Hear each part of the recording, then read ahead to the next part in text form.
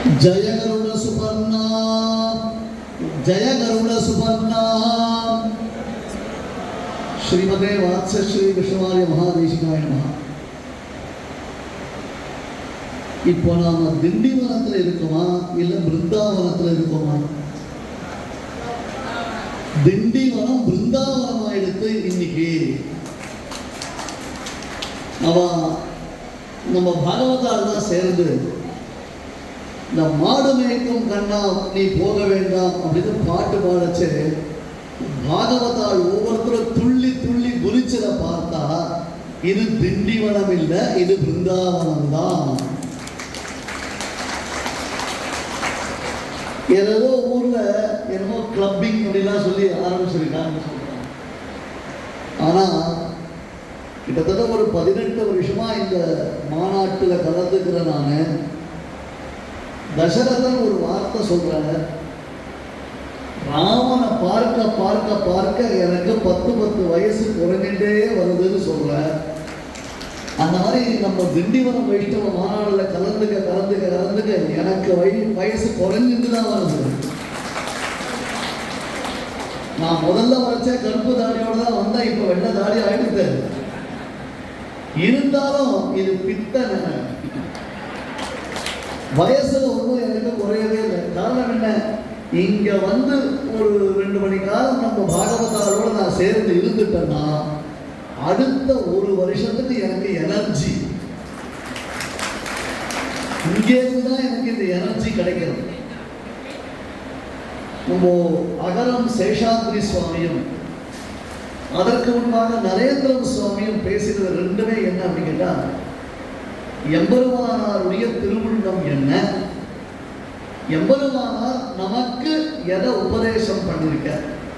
அதற்கு முன்பாக திருக்குழந்தை வெங்கடேஸ்வரான அவளும் பேசிட்டு போயிருக்கான். எல்லாருமே இன்னைக்கு இந்த வைஷ்ணவ மாநாடுல முக்கியமா எதை சொல்ல வந்திருக்கா அப்படின்னு கேட்டா, நமக்கு ஸ்ரீபாஷ்யக்காரர் என்ன சொல்லி இருக்க, நாம உண்மையிலேயே ஸ்ரீபாஷ்யக்காரனுடைய வழியில தான் நடந்துட்டு இருக்கோமா? ஏன்னா நீங்க இப்ப நான் சொல்லச்சே அப்படியே கண்ணை ஓடிக்கணும், தூக்கத்துக்கு சொல்லல. உடனே சுவாமி நமக்கு தூங்குறதுக்கு பர்மிஷன் கொடுத்துதான் வச்சுக்காதீங்களோ.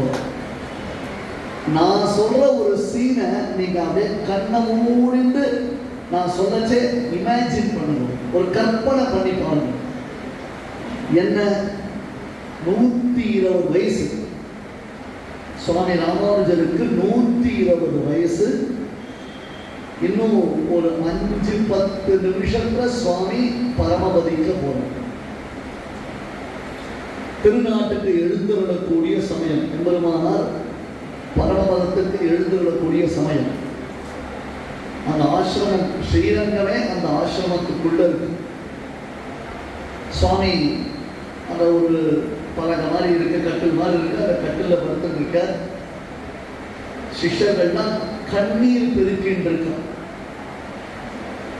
எம்பெருமானாரை விட்டு நம்மால எப்படி இருக்க முடியும்? அவரோட இருக்கிற வருஷம் கிட்டத்தட்ட 50 வயசுக்கு அந்த சமயத்துல காஞ்சிபுரத்துலேருந்து ஸ்ரீரங்கம் வந்துட்டார். அத்தனை பேரும் அவர் கூட இருந்திருக்கா. இனி நம்ம கூட எம்பெருமானார் இல்லைன்னு நினைச்சு கூட பார்க்க முடியல அந்த சிஷ்யர்களால். அந்த சோகத்தை அவரால் தாங்கவே முடியல.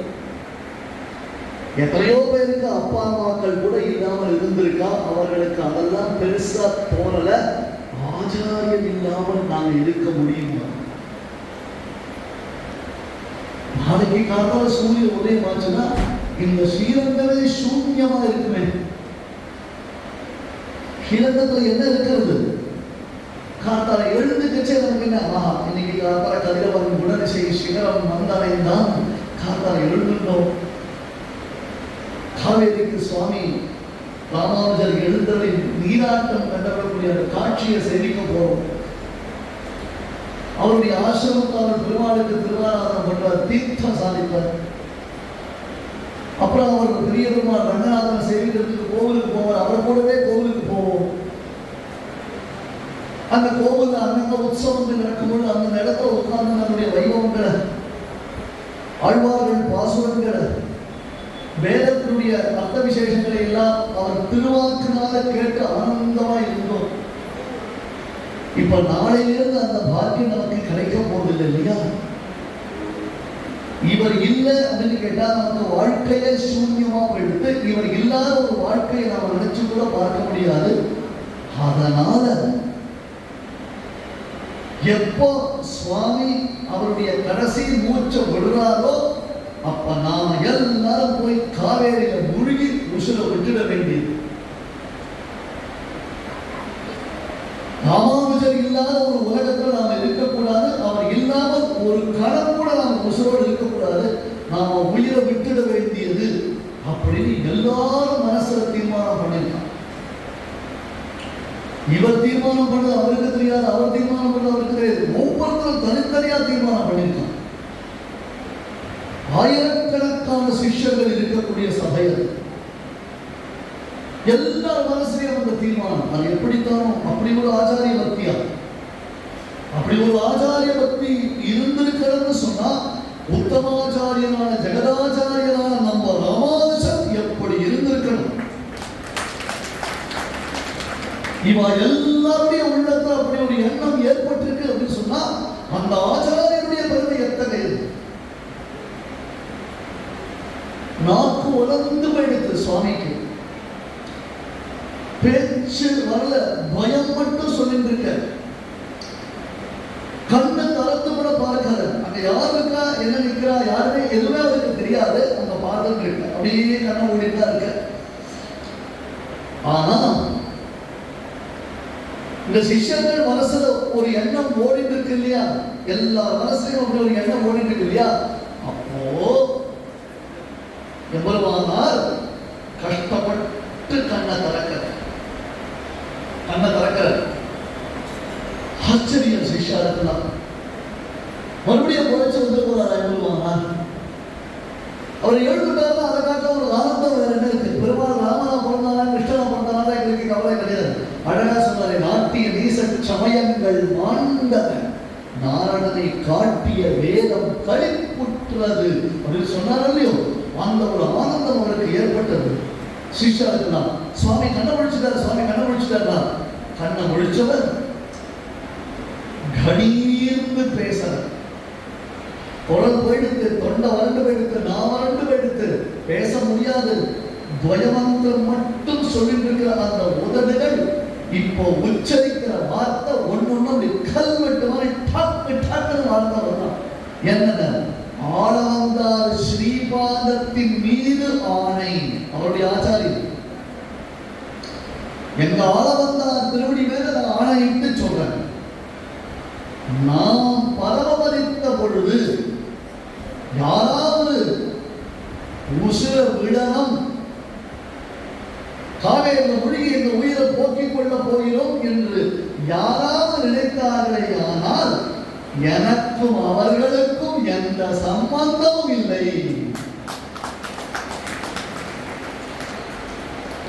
அவன் என் சிஷ்யன் இல்ல, அவன் என் சிஷ்யன் இல்ல, எனக்கு அவனுக்கு சம்பந்தம் இல்லை. அவன் ஸ்ரீமதே ராமானுஜாய நமஹ சொல்றதுக்கு அவனுக்கு எந்த யோக்கியதையும் கிடையாது. அந்த யோக்கியதை அவன் இழந்துட்டான். தூக்கி வாரி போடுறது யாருக்கு? தனித்தனியா எல்லாருக்கும். ஏன்னா இதை ஒருத்தருக்கு பேசிட்டு இல்லையே, அவாவா மனசு நினைச்சிருந்தானே.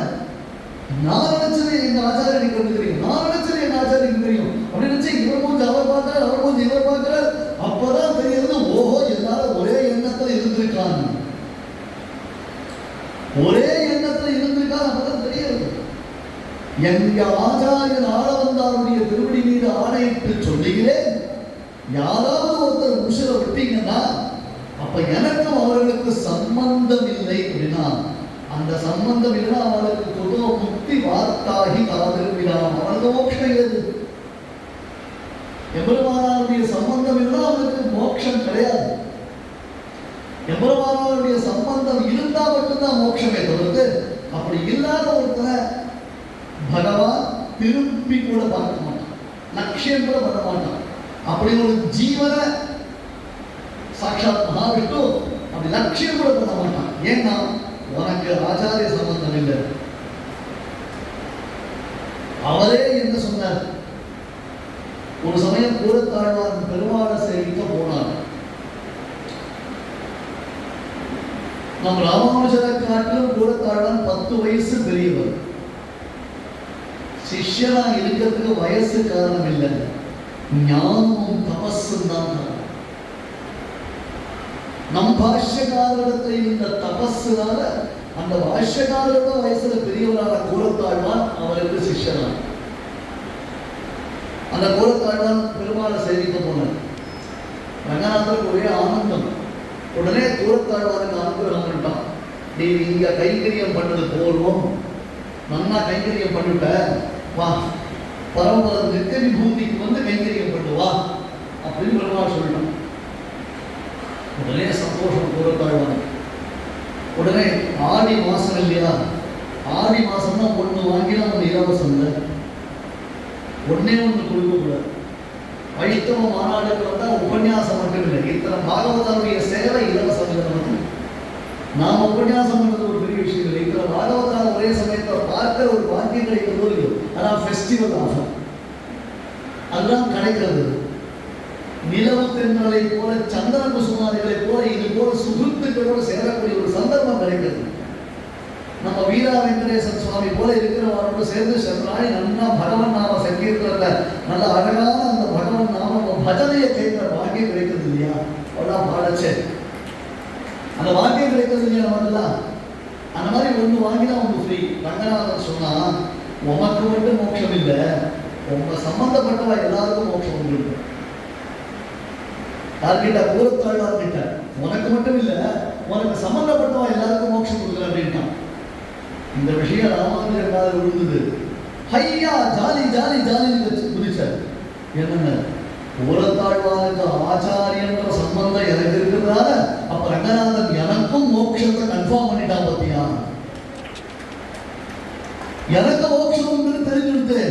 ஆச்சாரியன் சிஷ்யனுடைய சம்பந்தத்தினால தனக்கு மோட்சம் உண்டு. இந்த ஒரு பெருமை வேற எந்த சம்பிரதாயத்திலேயே கிடையவே கிடையாது. இது நான் சொல்லல, எல்லா சம்பிரதாயத்திலையும் 1000 வருஷம் 2000 வருஷம் இருந்து குட்டிகரணம் போட்ட திருவழிசை ஆழ்வார் சொல்றேன். சாக்கியம் கற்றோம், சமணம் கற்றோம் அப்படின்னு எல்லா சாங்கியம், நியாயம், வைசேஷிகம், பௌத்தம், ஜெயினம் எல்லாம் ஒரு ரவுண்ட் அடிச்சுட்டு தான் நான் வந்துட்டேன்.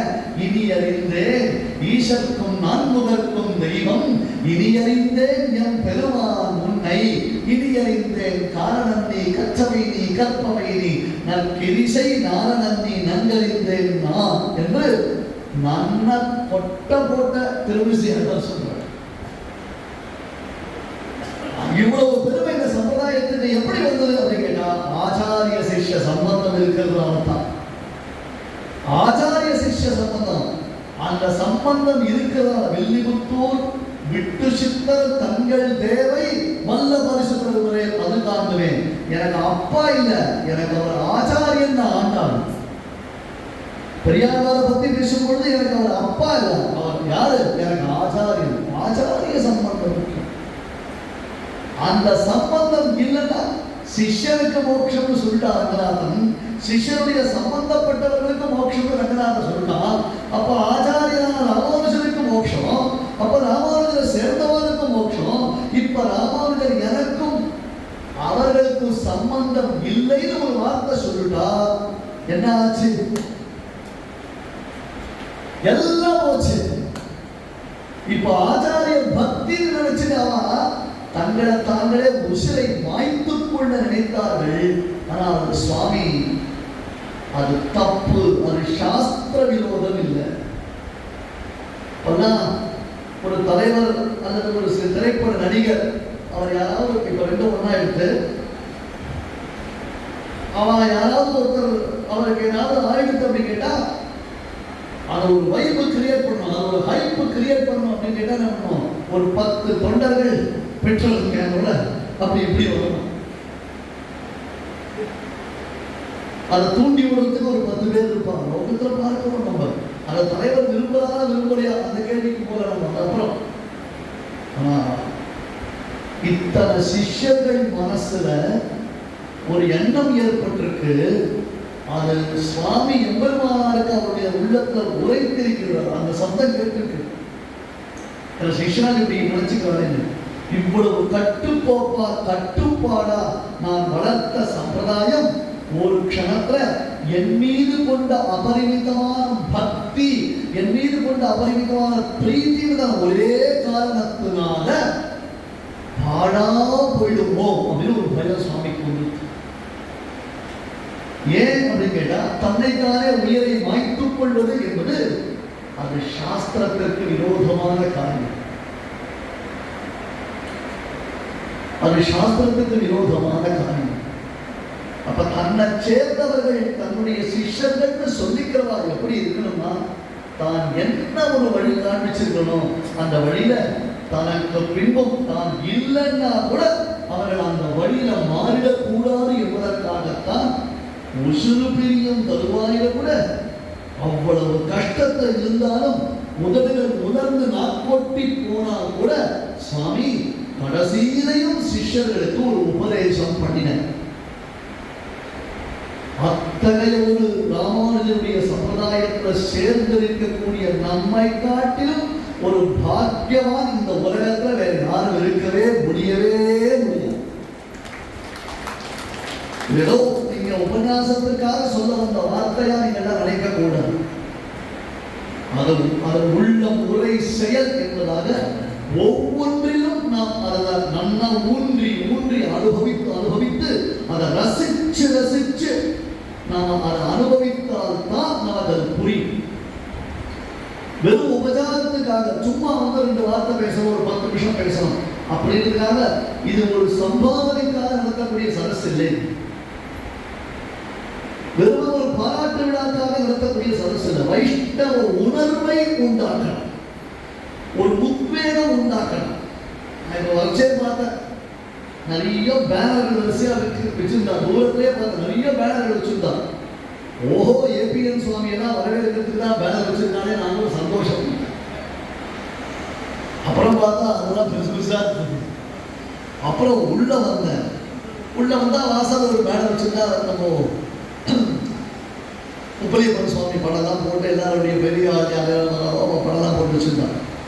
ஏன்னா இதுக்கு இவ்வளோ பெரிய வரவேற்பு கொடுத்துருக்கான், நம்ம மாநாட்டுக்கு ஒண்ணுமே இல்லையே அப்படின்னா உள்ள வந்து பார்த்தவங்கதான் தெரியுது அது வெறும் பேனர் மட்டும்தான்.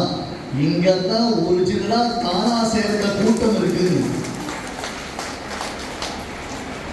இது யார் கூப்பிடுறா, யார் கடுதாசி போடுறா, யார் வாங்கன்னு சொல்றா, இல்ல லாரியில வந்து இறக்கினாடா, அது என்னமோ சொல்ற 200 rupees. இங்க இருக்கிற பாகவதாலாம் எல்லாத்தையும் தாங்க இங்க வந்து சமர்ப்பிச்சுட்டு போறான். வைஷ்ணவ கைங்கரியத்துக்கு சமர்ப்பிக்கிறான். அப்போதான் தன்னை அடியாரதான் நினைச்சிட்டு இருக்காரு தவிர்த்து யாருமே தனக்கு இங்க ஒரு மரியாதை வேணும், நான் தான் முன்னணியில் நிற்கிறோம் அப்படி நினைக்கிற ஒரு ஸ்ரீ வைஷ்ணவன் கூட இந்த கோட்டையில கிடையவே கிடையாது. அப்படி இருக்கிறவன் இது உள்ள வரவே முடியாது. அவன் அந்த பேனர் பார்த்து அப்படியே போயிடுவான், அவன் இங்க வர முடியாது. ஏன்னா அந்த சக்தி இருக்கு பாருங்க, ஸ்ரீ வைஷ்ணவ சக்தி, ஆச்சாரிய குரு பரம்பரா சக்தி, அது அவனை உள்ளே விடாது. சில இடங்கள்லாம் ஸ்கேன் பண்ணி சிலதெல்லாம் வந்தா உள்ள விட மாட்டான். உங்ககிட்ட ஆயுதங்கள் இருக்கு, உங்ககிட்ட அபியூசிங் ஐட்டம்ஸ் இருக்கு அப்படின்னு. அந்த மாதிரி நமக்கு அந்த உள்ள வரச்சவே இவன் சுத்தமான ஸ்ரீ வைஷ்ணவன், ஆச்சாரிய பக்தியே வடிவெடுத்து இருக்கிறவன். ஒரு சத்சங்கமான இந்த வைஷ்ணவ மாநாடு வந்து அத்தனை பாகவதாலயம் அத்தனை அடியார்களையும் சேவிக்கணும், அவர்களோடு கலந்து பரிமாற வேண்டும் அப்படின்னு தான் அந்த ஒரு உள்ள கிடக்கையோட அந்த எண்ணத்தோட தான் வந்திருக்கான்.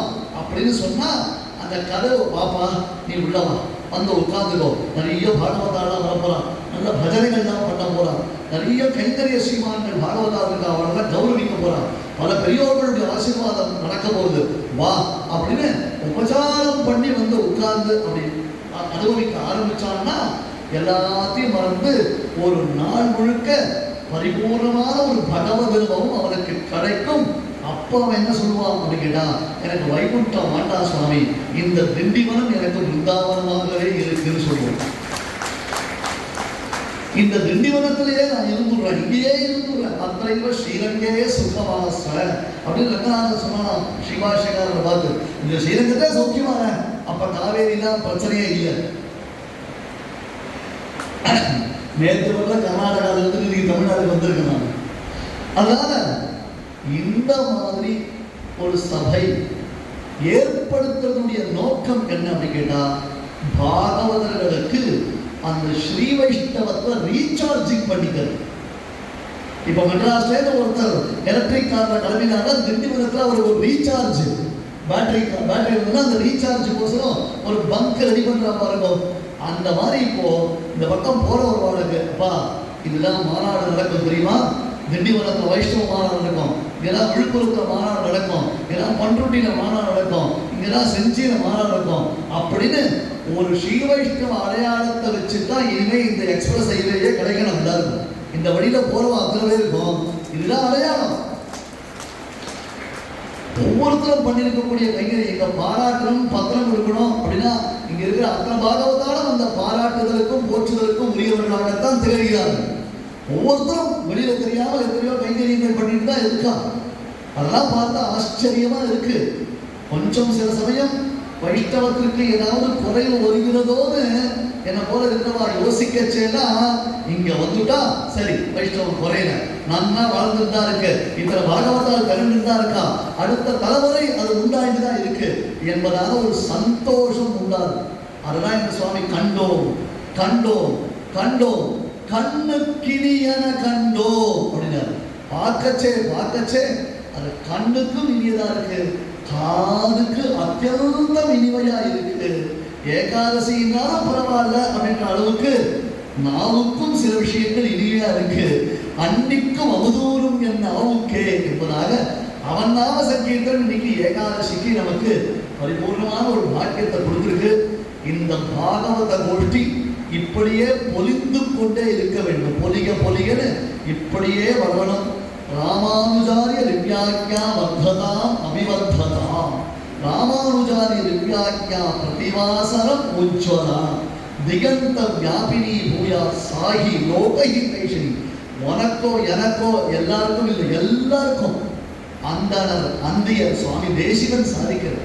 எம்பெருமானாருடைய அபர அவதாரம் மறு அவதாரமான சுவாமி தேசிகன் அந்தனர் அந்தியர் எல்லையில் என்ற அனைத்து உலகம்.